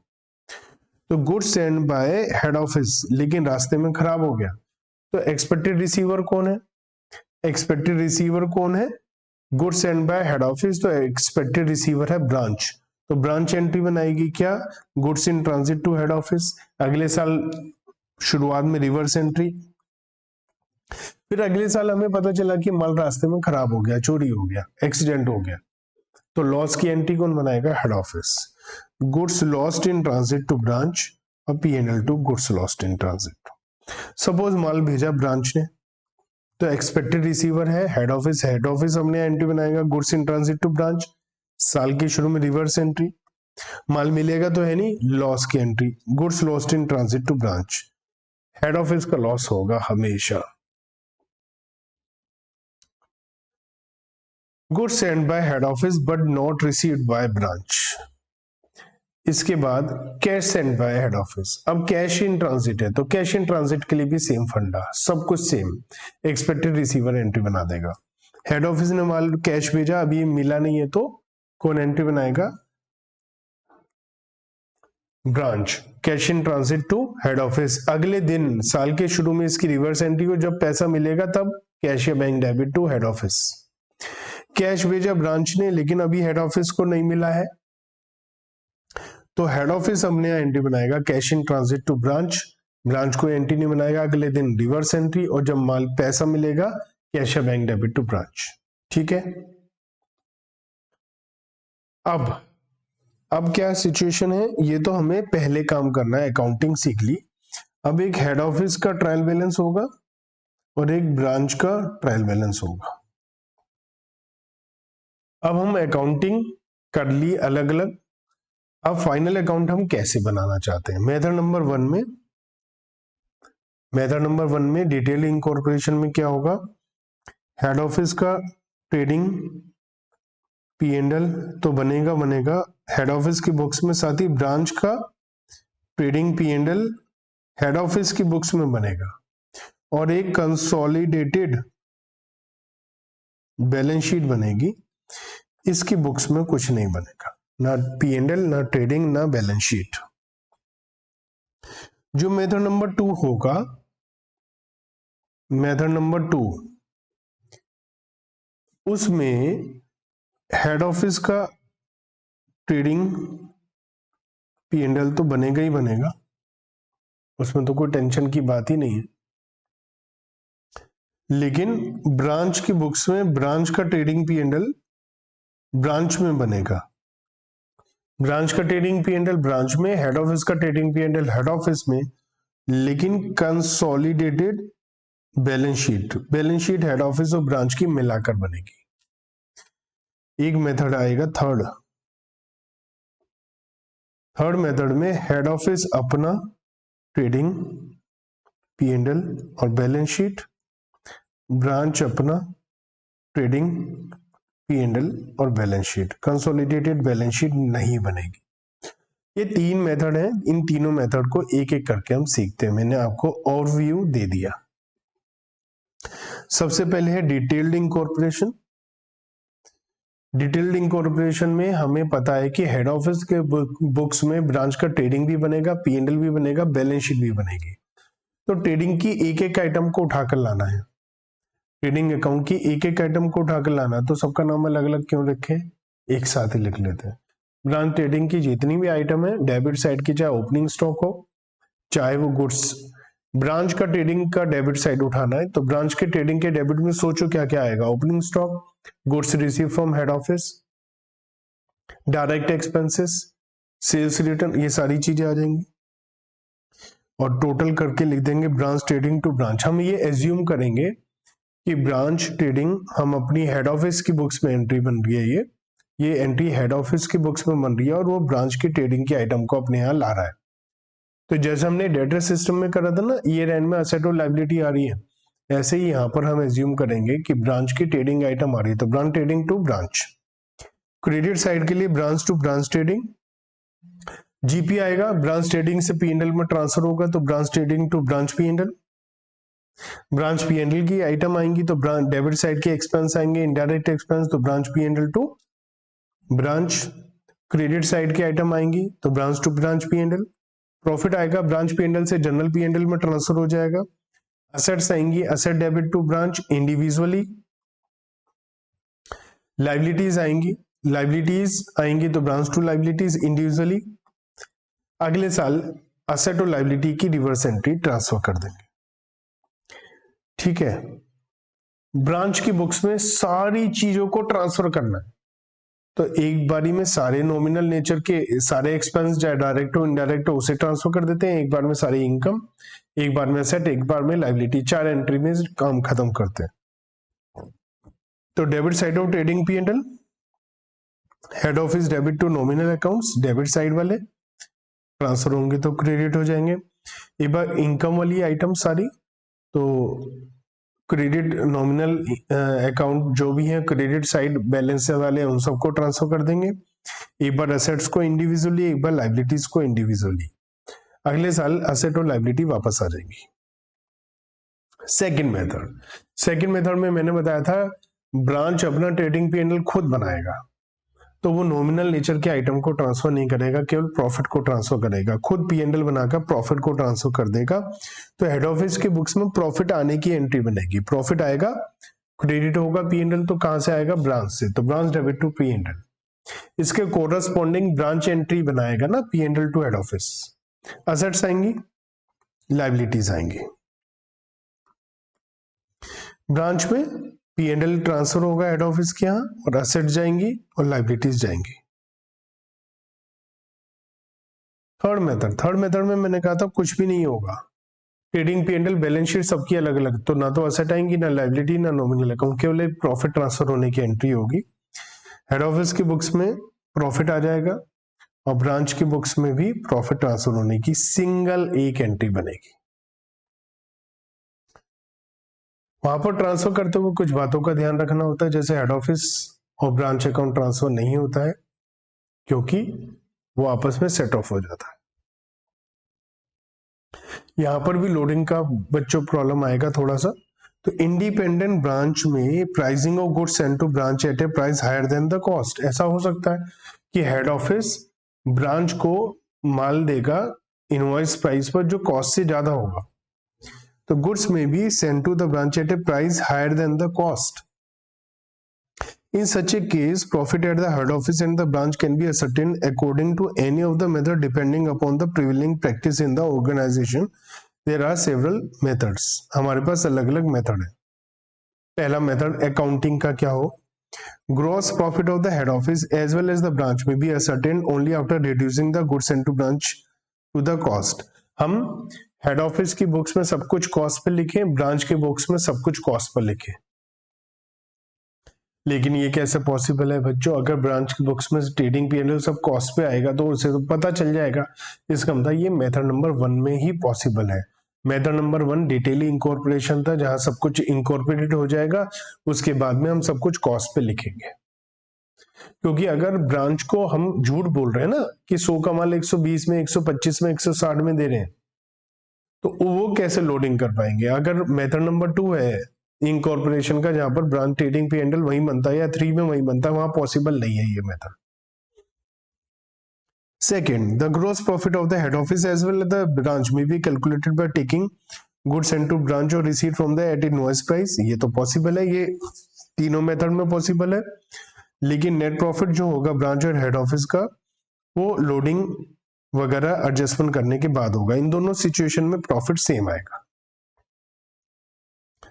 Third, profit of the branch may be ascertained at invoice price. Invoice price के हिसाब से बन जाए, जैसे हमने होलसेल प्राइस मेथड में सीखा था। In other words, invoice price to the goods may be taken as a cost price to the branch. In such a case the head office will have to create a stock reserve, बिल्कुल wholesale branch method की तरह। वहां unrealised profit के लिए stock reserve बना देगा। और ये मेथड सबसे अच्छा है, सबसे सही है, सबसे बढ़िया मेथड है इंडिपेंडेंट ब्रांच के लिए। फॉरेन ब्रांच, बच्चों हेड ऑफिस और ब्रांच की कंट्री अलग अलग है तो उसे फॉरेन ब्रांच बोलते हैं। अब यहाँ पर एक प्रॉब्लम आएगी।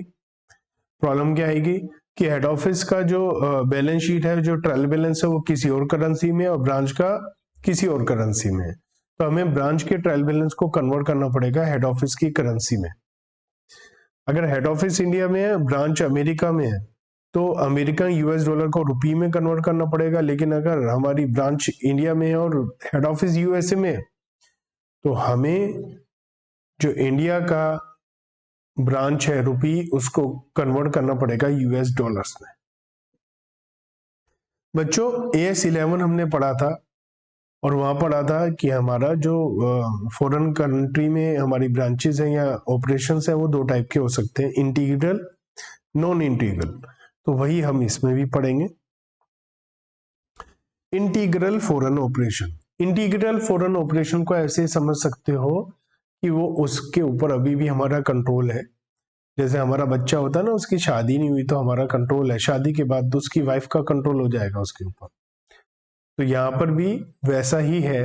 ये मानकर चलें कि अभी कंट्रोल हमारा है उसके ऊपर, हमारा ही माल बेचते हैं, हमारे से पूछते हैं, लोन लेना हमसे पूछेंगे, हम पैसा भेजेंगे, तो काफी हद तक हमारे कंट्रोल में है।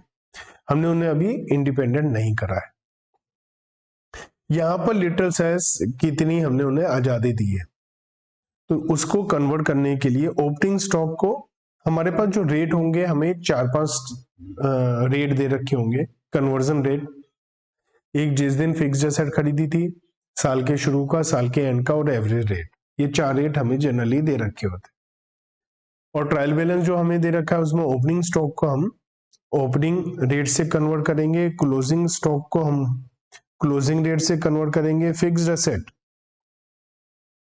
फिक्स्ड एसेट को जिस साल हमने खरीदा था उस दिन के रेट से कन्वर्ट करेंगे, अगर वो नहीं दिया तो ओपनिंग रेट से कन्वर्ट कर देंगे। फिक्स्ड लायबिलिटीज को, जैसे लॉन्ग टर्म डिबेंचर्स वगैरह हैं, तो ये भी जिस दिन हमने लोन लिया था उस दिन के रेट से कन्वर्ट करना चाहिए। करंट एसेट और करंट लायबिलिटीज को क्लोजिंग रेट से, रिवेन्यू अकाउंट को पूरे साल के एवरेज रेट से, डेप्रिसिएशन को एसेट के रेट से, जिस रेट से एसेट को चेंज करा उसी रेट से, रेमिटेंसेस जो हमने पैसा भेजा होगा उसको कन्वर्ट करने की जरूरत नहीं पड़ेगी, क्योंकि हेड ऑफिस ने पैसा भेजा है, ब्रांच को मिला है, तो हेड ऑफिस को भी पता होगा कि उसकी लोकल करेंसी क्या है। ऐसी ब्रांच की बुक्स में जो हेड ऑफिस का अकाउंट है उसे कन्वर्ट करने की जरूरत नहीं है, क्योंकि ब्रांच की बुक्स में जो हेड ऑफिस का अकाउंट है वो उसे रिप्रेजेंट कर रहा है जो हेड ऑफिस की बुक्स में ब्रांच का अकाउंट है, तो वो मैच हो जाएगा, उसे कन्वर्ट करने की जरूरत नहीं पड़ेगी। ऐसे ही ब्रांच की ट्रायल बैलेंस में goods receive from head office होगा, इसे भी कन्वर्ट करने की जरूरत नहीं है, क्योंकि हेड ऑफिस के बुक्स में goods send to branch account होगा। और जो डिफरेंस होगा ट्रायल बैलेंस में, उस डिफरेंस को हम P&L में ट्रांसफर कर देंगे। क्वेश्चन में कुछ नहीं बताया तो हम मानेंगे ये ऑपरेशनल इंटीग्रल ऑपरेशन है और ऐसे ही करेंगे। बच्चों दूसरा होता है नॉन इंटीग्रल फॉरेन ऑपरेशन। हमसे माल लेना जरूरी नहीं है, और माल भी बेचते हैं, लोन लेना खुद ही ले लेते हैं, सब कुछ अपने आप कर रहे हैं, तो ये नॉन इंटीग्रल होता है। इसे ट्रांसफर करने के लिए हमें थोड़ा सा चेंज करना है मेथड। असेट एंड लायबिलिटी चाहे वो कोई सी भी हो, हम क्लोजिंग रेट से लेंगे, फिक्स्ड असेट भी क्लोजिंग रेट से लेंगे। ओपनिंग स्टॉक को छोड़कर, ओपनिंग स्टॉक तो ओपनिंग एसेट में, क्योंकि ओपनिंग स्टॉक हमारा बैलेंस शीट में नहीं आता है, वो ट्रेडिंग में आता है। इनकम एक्सपेंसेस को पहले की तरह एवरेज रेट से, और जो डिफरेंस आएगा उस डिफरेंस को P&L में ट्रांसफर ना करके फॉरेन करेंसी ट्रांसलेशन रिजर्व में ट्रांसफर करेंगे, जब तक कि हम इस इन्वेस्टमेंट को खत्म ना कर दें। कोई गुडविल या कैपिटल रिजर्व है ऑन एक्विजिशन और नॉन इंटीग्रल, तो उसे क्लोजिंग रेट से करेंगे, क्योंकि हम बैलेंस शीट के आइटम को क्लोजिंग रेट से करते हैं। कंटीजेंट लायबिलिटी को भी क्लोजिंग रेट से करेंगे, ठीक है।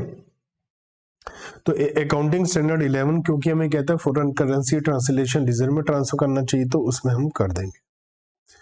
बच्चों बहुत ही बड़ा था हमारा ब्रांच का ये जो था चैप्टर, इसका हमने अच्छे से तसल्ली से रिवीजन किया। उम्मीद है आपको रिवीजन पसंद आया होगा और आपके एग्जामिनेशन के लिए ये आपको हेल्प करेगा। आपको शुभकामनाएं, all the best for exams, और आप बहुत अच्छा करें, बहुत अच्छा है। फर्स्ट अटेम्प्ट में आप एग्जाम क्लियर करें, जो भी आपका अटेम्प्ट है वो आपका फर्स्ट अटेम्प्ट है। और आपको और जो भी न्यूमेरिकल सब्जेक्ट्स हैं उनसे रिलेटेड, किसी भी सब्जेक्ट न्यूमेरिकल सब्जेक्ट से रिलेटेड अगर कोई भी चैप्टर क्या रिवीजन क्लास चाहिए फ्री ऑफ कॉस्ट यूट्यूब पर, तो आप मुझे बता सकते हैं, कमेंट में आप बोल सकते हैं, मुझे चैप्टर का नाम लिख सकते हैं, मैं एज सुन एज पॉसिबल उसकी वीडियो अपलोड कर दूंगा, इसी तरीके से, इसी अंदाज में, इसी स्पीड से, इसी डिटेल में। और बच्चों आप मेरे इंस्टाग्राम पर, फेसबुक पर, यूट्यूब पर और साथ ही टेलीग्राम पर आप फॉलो कर सकते हैं। टेलीग्राम पर भी मैं वीडियोस अपलोड डालता रहूंगा, तो मेरे टेलीग्राम चैनल पर भी आप सब्सक्राइब कर सकते हैं। इन सारी डिटेल्स को यूट्यूब में मैं अभी सारी डिटेल्स आपको शेयर कर दूंगा, डिस्क्रिप्शन में आपको सारी डिटेल्स मिल जाएंगी। आप मेरी ऐप को डाउनलोड कर सकते हैं, ऐप डाउनलोड करके आपको और भी बहुत सारे डेमो लेक्चर्स मिल सकते हैं। ठीक है, टाटा बाय बाय। और मैं वेट करूंगा, आप कमेंट में ये भी बताइए कि आपको ये वीडियो कैसी लगी, और अगर आपको अच्छी लगी तो आप इसे लाइक शेयर सब्सक्राइब कर सकते हैं। ओके बच्चों, टाटा बाय बाय, नमस्ते।